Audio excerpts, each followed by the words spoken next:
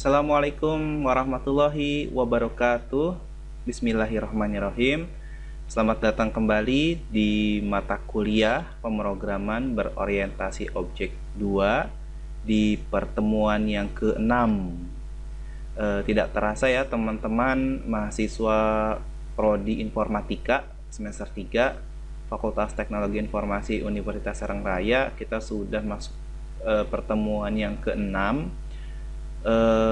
Sekitar 2 minggu lagi, setahu saya tidak ada minggu tenang, kita langsung ujian tengah semester. Tapi isunya seperti itu. Jadi teman-teman dipersiapkan untuk ujian tengah semesternya, dan untuk di pertemuan ke-7 dipersiapkan juga akan ada kuis yang akan memperebutkan 2 label hijau. Itu istilahnya final quiz ya, atau final tugas pertemuan, karena di minggu setelah UTS kita tidak ada lagi tugas. Kita hanya fokus di tugas utama dan dipresentasikan secara individu. Jadi dipersiapkan juga bagi rekan-rekan yang akan melakukan presentasi tugas utama, rekan-rekan juga harus menyiapkan link Zoom-nya. Jadi untuk menginvite saya untuk menilai tugas utama rekan-rekan ya. Dan di tugas utama ini bobotnya paling besar, artinya faktor terpenting untuk kelulusan mata kuliah PBO2 ini. Jadi dimohon untuk dipersiapkan secara baik, entah itu source-nya, desainnya, database-nya, kemudian cara presentasinya. Jadi fokus saya akan menanyakan dari sisi secara globalnya dari program atau aplikasi yang kalian buat. Jadi fitur yang sudah kalian buat itu source-nya seperti apa, dan dijelaskan secara umum saja, tidak perlu jelaskan per kata gitu ya, atau per source, tapi dijelaskan secara umum. Jadi penjelasan kalian itu menentukan nilai. Apabila masih ada yang belum memahami, boleh tanya-tanya temennya, ataupun boleh tanyakan kepada saya apabila ada hal yang ingin ditanyakan. Namun bagi rekan-rekan yang masih kesulitan, untuk yang paling sering itu error ya, mencari error, itu memang seni programming di sana, dan rekan-rekan dituntut untuk bisa explore, coba literasi lagi, coba ke rekan-rekannya lagi. Kemudian mungkin ada beberapa rekan-rekan yang sudah menghubungi saya, namun saya belum sempat balas, dan saya sudah balas tapi ada juga beberapa rekan-rekan yang sebenarnya maksud dari saya apa, tapi ditangkapnya apa gitu, karena memang online ya, atau secara daring ini komunikasi agak lebih sulit gitu ya dibanding kita bertemu langsung. Namun yang paling saya harapkan dari rekan-rekan bisa eksplor diri, kemudian bisa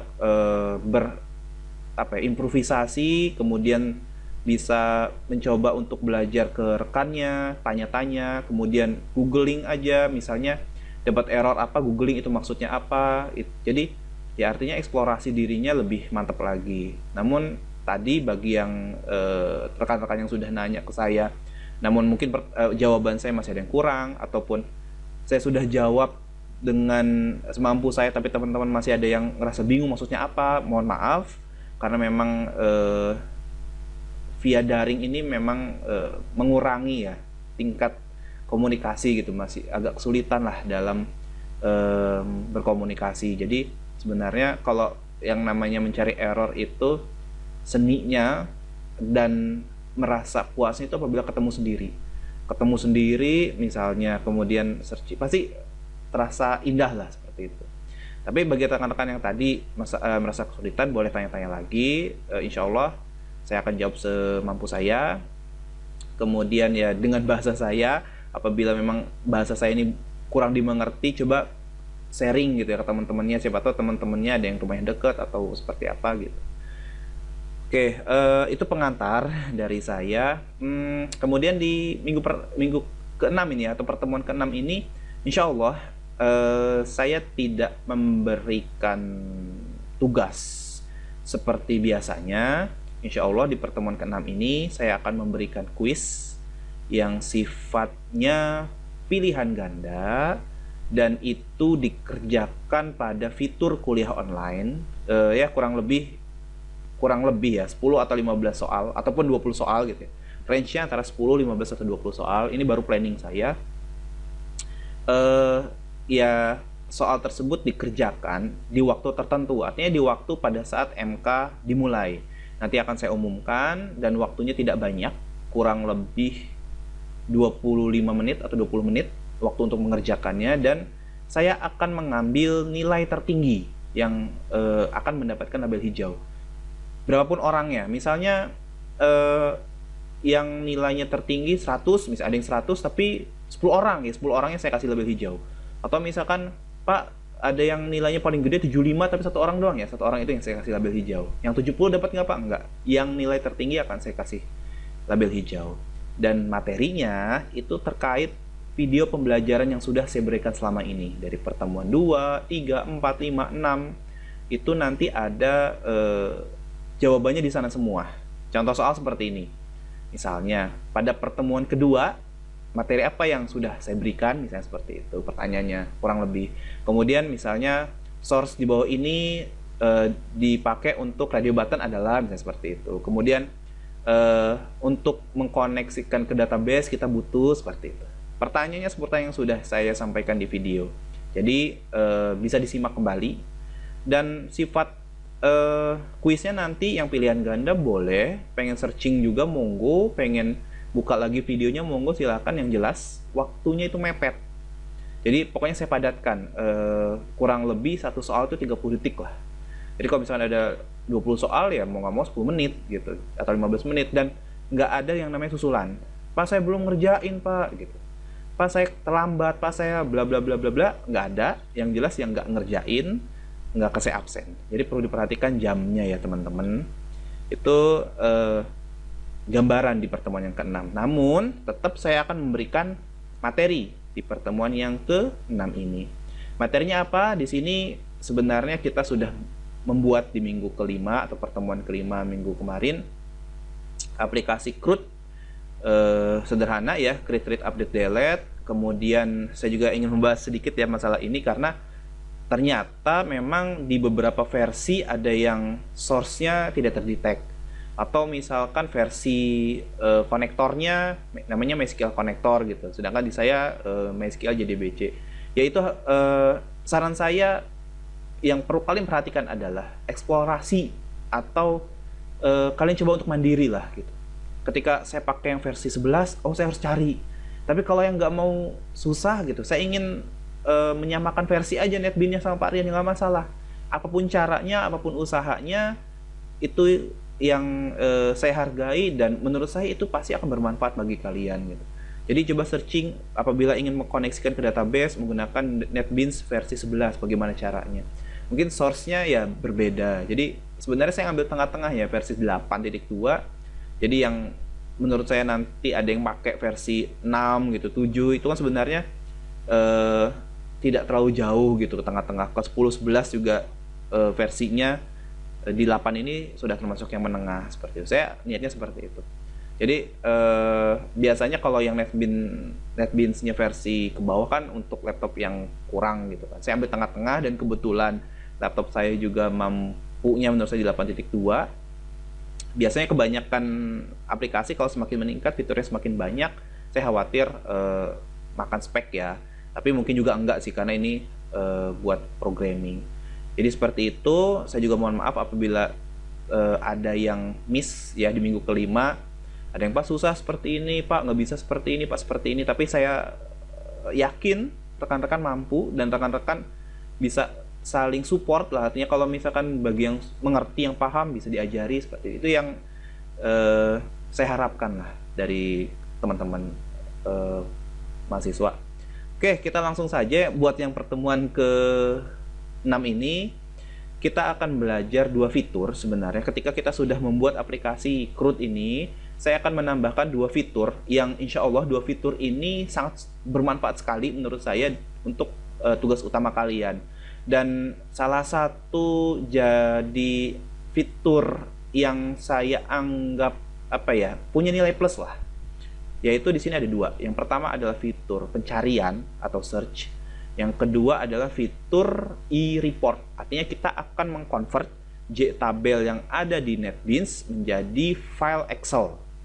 Seperti itu. Walaupun sebenarnya banyak caranya ya, ada, setahu saya ada Jasper gitu ya, ada file writer lah. Ada yang bisa di-convert jadi PDF gitu, kemudian bisa dibuka di browser gitu. Kemudian tampilannya juga menarik tuh, banyak sekali sebenarnya untuk membuat e-report di NetBeans ini. Cuma yang saya ambil di sini saya akan menggunakan file writer ya. Oke. Kemudian untuk yang pertama kita coba running kembali ya, saya khawatir ada error di latihan 5 ini. Nah, kemudian di sini tampilannya sudah ada ya, artinya di sini sudah bisa dilihat. Kemudian ini fungsi yang klik kanan untuk mouse kliknya, ini bisa dilihat, bisa dipindah-pindah. Kemudian saya mungkin akan tambahkan dulu ya satu lagi, oh salah, ini ke klik. Saya lupa button resetnya, mohon maaf. Kemudian coba saya refresh. Oke, saya tambahkan dulu ya ini. NIS-nya misalnya 115, namanya misalnya Krisdayanti, perempuan, 12 IPA 5, Pandeglang aja deh, nggak masalah. Tambahkan, berhasil ya, jadi nggak ada error. Nah, kemudian sebenarnya data ini bisa muncul, ada caranya. Dan saya baru literasi minggu-minggu ini, ternyata simple. Kita hanya menselect data di ini di bawah constructor latihan 5, di bawah init components bla bla bla. Dan init component ini ya seperti metode lainnya ya, bawaan si NetBeans yang biasa dipakai pada saat deklarasi kita membuat frame form. Sepertinya seperti itu ya. Jadi saya baca-baca fungsinya seperti itu gitu. Jadi, dan banyak yang bilang nggak usah dipeduliin lah gitu, ini komponen ini ya udah defaultnya gitu, jadi nggak usah diapain. Nah, ini fungsi select data. Apabila select data ini dihapus ya teman-teman, ketika di run, nah ini nggak ada. Jadi setahu saya kan memang defaultnya dia nggak ngasih gitu loh, karena bawaan database dia ada di tempatnya. Tapi ketika kita ingin pada saat running muncul, ini cuma tinggal ditambahkan select data di bawah tulisan init components-nya.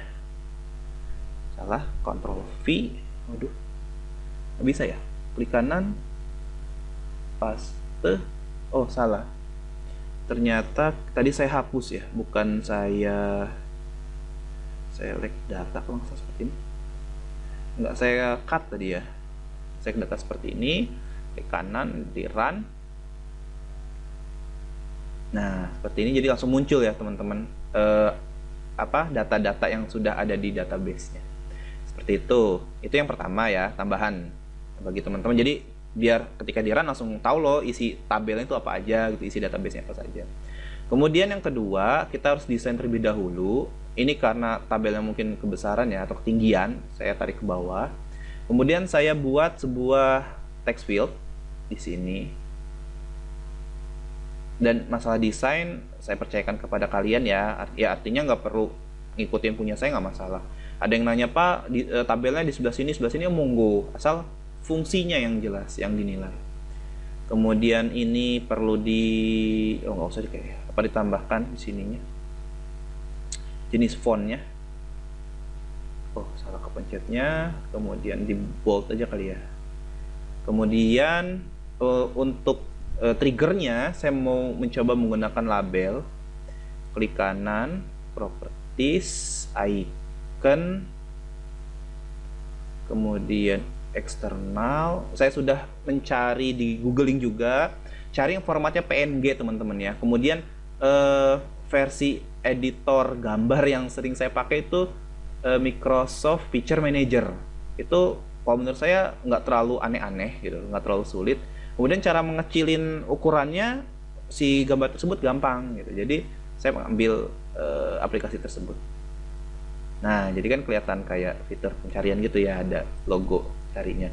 Dan logo atau label ini bisa buat emang bisa dipakai buat trigger Pak? Bisa. Sebenarnya tinggal diklik kanan aja event.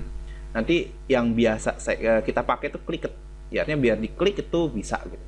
Kalau misalkan key press itu biasanya keyboard gitu. Keyboard tekan gitu, itu trigger gitu.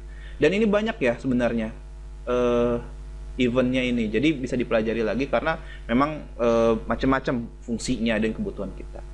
Nah, setelah itu kita beri variabel namanya cari dan klik kanan, kemudian event tadi ya, mouse clicked. Nah, kita akan membuat source-nya di sini. Kemudian untuk fitur pencarian sudah saya copy paste juga di file docnya, docx kalau nggak salah. Dan teman-teman, ini informasi terbaru, ternyata bukan karena font bawaan Word yang tidak bisa terbaca oleh NetBeans, menurut saya, karena saya tadi udah observasi ketika saya coba ambil dari artikel yang saya baca sintaksnya, tapi kemudian saya improve ya, artinya saya modif, nggak saya blok tempel jadi nggak, karena perlu modifikasi juga. Itu nggak perlu editing kutip duanya lagi gitu. Jadi menurut saya jadi bawaan fontnya yang dari artikel atau dari website yang saya ambil itu mungkin defaultnya sudah tidak bisa dibaca oleh NetBeans. Jadi bukan Word-nya. Jadi ini saya sudah sengaja buat ya. Awalnya saya sengaja buat untuk fitur cari dan ekspor ke Excel ini atau e-report-nya. Saya sudah mendapatkan ini pencarian dulu ya. Oke, ini saya nanti ini saya share ya di spada.unsera.ac.id di menu materi. Nah, ini fitur cari ini ternyata walaupun kutip duanya saya copy paste gitu. Di sini ya, teman-teman. Jadi kita copy, kemudian tadi ke sini ya, triggernya di label yang kita jadikan icon pencarian. Aduh, salah lagi, padahal udah si copy paste tadi. Klik kanan, copy ya. Coba Ctrl V. Oke. Nah, di sini kutip duanya sudah terbaca oleh NetBeans. Ya, artinya tidak perlu kita edit lagi. Kenapa? Karena mungkin bawaan dari websitenya. Padahal gini, ketika saya copy paste di Word yang file Word yang lain, saya coba analisis, ternyata menggunakan Calibri. Saya coba di panduan yang minggu kelima atau pertemuan kelima itu di file docx-nya itu bentuk Word-nya atau font-nya saya ubah ke Calibri juga, body ternyata pas di copy paste ke sini kutip duanya masih kutip dua miring gitu. Jadi saya berasumsi bahwasanya itu font udah bawaan dari artikel atau website yang saya ambil. Ternyata itu sudah tidak bisa diedit, mau nggak mau kita harus ganti kutip duanya. Jadi walaupun kutip duanya saya ganti, ini contohnya teman-teman. Nah, ini lihat, ketika ini yang saya ambil dari panduan minggu lalu ya, ketika saya ubah-ubah coba Calibri Light, kemudian saya coba Times New Roman gitu, ternyata kutip duanya bawaannya kutip dua miring ya, artinya tidak bisa dibaca oleh NetBeans, mungkin dari jenis font bawaannya gitu ya. Dan ketika saya pastekan, walaupun ya tadi paste, saya coba paste ya, kemudian di sini ada opsinya kan, biasanya text only. Nah, kemudian kita klik kanan, kita coba di Calibri body juga ya, karena setahu saya yang saya dapatkan yang tidak perlu diedit itu, ini pun Calibri body juga fontnya. Nah, Calibri body. Kemudian kita coba, misalnya kita copy ya, kita balik lagi ke select datanya. Ini sedikit ada ekstra informasi, mungkin menurut saya penting ini. Kemudian kita paste di sini. Ah, ternyata nggak error ya, error. Nah, jadi maksud saya tetap bagaimanapun kita mengeditnya, pengen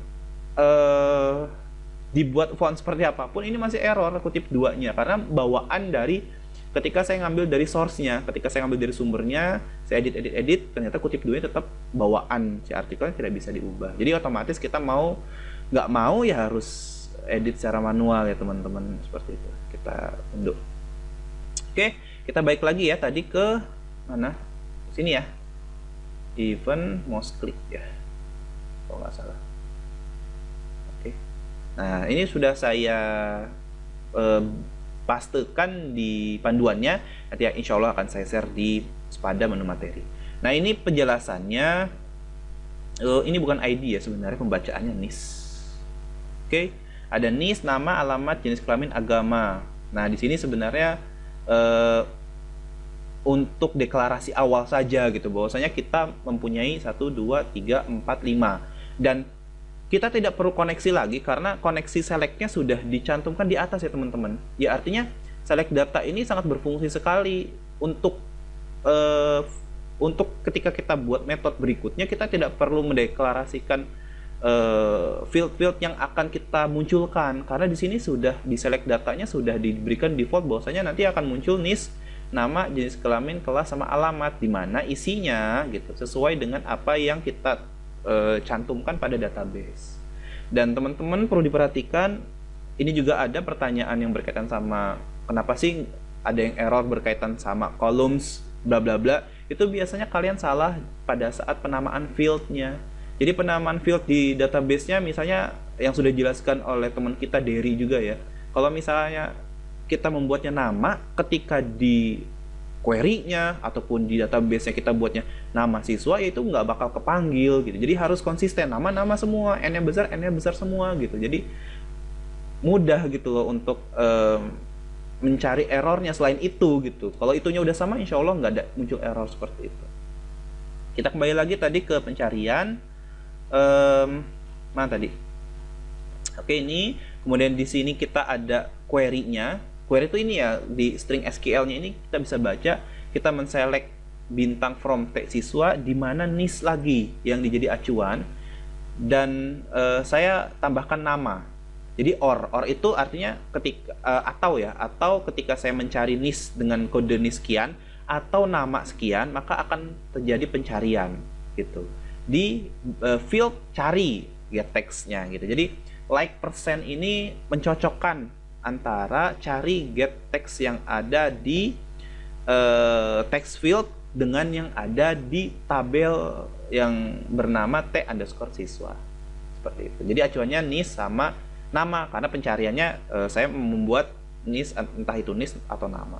Kemudian ini result set, udah saya singgung minggu lalu bahwa ini berkaitan sama fieldnya yang terkoneksi dengan SQL. Kemudian nanti RS next, tabel tampil. Kemudian tabel tampil itu ini ya, jadi add columns-nya ini. Jadi untuk menentukan nanti yang muncul 1, 2, 3, 4, 5. Kemudian di sini nanti diperjelas lagi string 1, get string 2, 3, 4, 5. Ini pun udah dideklarasikan di atas. Nah, ini loh. String 1 itu NIS, string 2 itu nama, string 3 itu JK, string 4 adalah kelas, string 5 adalah halaman, seperti itu. Jadi tinggal langsung aja kita deklarasikan akan muncul. Dan di sini saya belum buat if else-nya ya, atau pengkondisiannya. Jadi harusnya baiknya gini, ketika kita mencari yang tidak ada, muncul notif, harusnya pakai Goption Pane. Mohon maaf, keyword yang Anda masukkan tidak ada gitu, atau tidak ditemukan. Itu saya lupa membuatnya, tapi saya yakin teman-teman bisa mengeksplor. Artinya kalau misalkan butuh, ya tinggal diberikan rules pengandaian aja. If misalkan ada, ya muncul, misalkan else-nya akan muncul Goption Pane tampilan, mohon maaf, pencarian Anda tidak ditemukan, seperti itu ya. Dan ini kita mengacu ke tabel data adalah nama tabelnya. Itu di pencarian. Kemudian kita langsung lanjut saja ya langsung saja kita buat button cetak, karena nanti kita akan buat e-report-nya atau kita ekspor ke Excel. Misalkan ini cetak, kemudian ini saya sukanya di bold ya biar jelas. Oke, dicetak ini double klik. Ini buttonnya di sini, tapi kita tidak buat di sini karena kita akan membuat sebuah metode yang akan dipanggil di metode private void si button bukan cari ya, berarti cetak button cetaknya tadi. Kita balik lagi ke wordnya. Di sini ada cari bawahnya ya. Nah, ini buat e-report kita buat public void metode namanya export Excel. Monggo ya, namanya monggo terserah, nanti biar kita tinggal panggil saja export Excel. Kemudian ini file writer-nya yang akan kita gunakan sama J file chooser-nya. Jadi menentukan penentuan untuk si filenya gitu ya, new file. Kemudian di sini export output-nya ini akan membrowse ya. Jadi fungsinya nanti kita akan membrowse. Kemudian nanti dia akan mengacu kepada tabel data yang sudah kita buat seperti itu. Kita copy paste aja ya, langsung seperti ini. Kemudian balik ke NetBeans. Ini dibuat di atasnya saja deh, bisa tidak? Oke, ini kenapa nih? Oke, kalau misalkan ada notif seperti ini, tinggal diklik saja teman-teman. Klik saja. Kemudian kalau kelas ya, bukan, harusnya ini import. Kelas juga. Public kelasnya harusnya benar.